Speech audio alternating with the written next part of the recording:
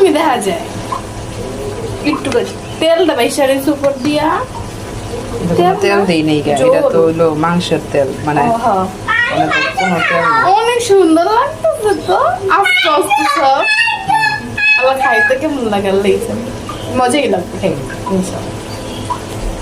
একেবারে অথেন্টিক রেসিপিতে আমি কিভাবে পেশোয়ারি গোস্ত রান্না করলাম আজকে কিন্তু সেই ভিডিওটা শেয়ার করব আপনাদের সাথে। তো হ্যালো ভিউয়ার্স, আসসালামু আলাইকুম, this is Shila and welcome to my page. সবাইকে নতুন একটা ব্লগে ওয়েলকাম করছি। অনেকদিন পর একটা ভিডিও নিয়ে চলে আসলাম, আশা করছি পুরো ভিডিওটা জুড়ে আপনারা আমার সাথেই থাকবেন। তো এই রেসিপিটা কিন্তু একেবারে ভাইরাল, ফেসবুক, ইউটিউব, টিকটক যেখানেই যাচ্ছি এই রেসিপি দেখছি এবং পরিবারের সবাই চাচ্ছে আমি যেন এটা ট্রাই করি। তো ফার্স্ট টাইম আমি ট্রাই করে ফেললাম এবং এটা এত বেশি ভালো হয়েছিল। তো আমি কিন্তু এখানে একেবারে অথেন্টিক রেসিপি শেয়ার করেছি, এখানে এক্সট্রা আমি কিচ্ছু দেইনি, জাস্ট বড় বড় টুকরা করে নিয়েছিলাম গোস্তগুলোকে, তারপর একটু তেল এবং হাড় সহ গোস্ত দিতে হবে, যেহেতু আমি এখানে কোনো পরিমাণে তেল ব্যবহার করছি না। তারপরে আদা কুচি, টমেটো, পেঁয়াজ আস্ত, রসুন আস্ত আর হচ্ছে কাঁচামরিচ। অনেকেই কিন্তু এটাকে বোম্বাই মরিচ দেয়, কিন্তু আসলে অথেন্টিক রেসিপিতে কিন্তু বোম্বাই মরিচ ইউজ করে না। আমি একটা কুকারে দিয়েছিলাম, সেখানে কিন্তু জায়গা হচ্ছিল না, দেন আমি কুকারটা চেঞ্জ করে দিলাম এবং পরিমাণ মতো লবণ আর কয়েক টুকরো তেজপাতা ইউজ করেছি আমি এখানে।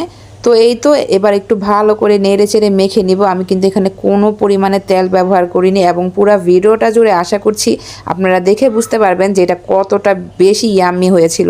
খুবই সিম্পল, মানে অল্প একটু পানি দিলাম, এত সিম্পল একটা রেসিপি আর এটা খেতে এত দুর্দান্ত। আমি কিন্তু আস্তে আস্তে আলুও এখানে ব্যবহার করেছিলাম।